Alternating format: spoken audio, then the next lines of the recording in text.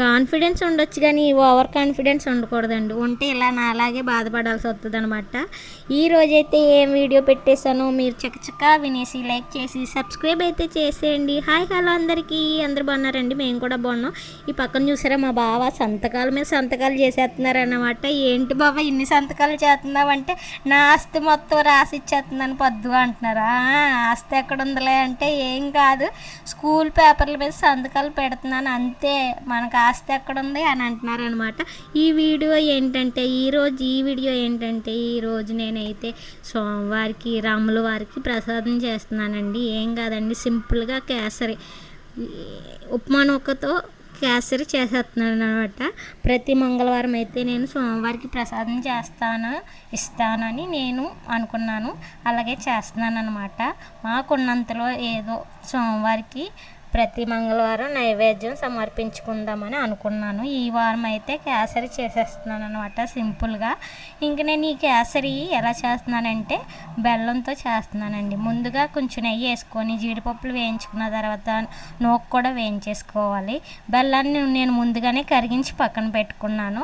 అంటే నరకలు అవి వస్తాయి కాబట్టి అవి ఏమీ రాకుండా వడకట్టుకొని బెల్లాన్ని అయితే వేద్దామని చెప్పేసి నేను ముందుగా బెల్లాన్ని కరిగించి పక్కన పెట్టుకున్నాను.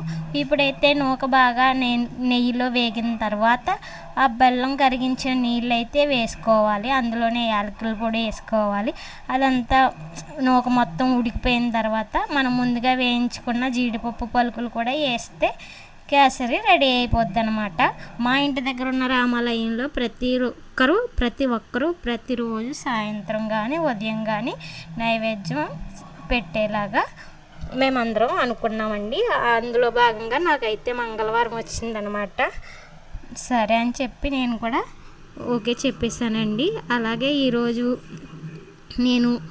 నేనే వంటలు చేయగలను అనుకోకూడదండి, నేను కూడా వంటలు చేస్తాను అని అనుకోవాలి.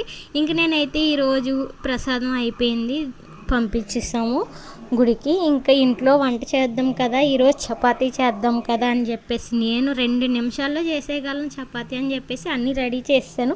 తీరా చూస్తే గోధుమ పిండి అయిపోయింది. చేసేది ఏమీ లేదు కాబట్టి ఇంట్లో ఏమంటారు సోడిపిండి ఉంటే సోడిపిండితో ఇలా చపాతీలు అయితే చేశానండి. ఫస్ట్ టైం లైక్ చేసేయండి.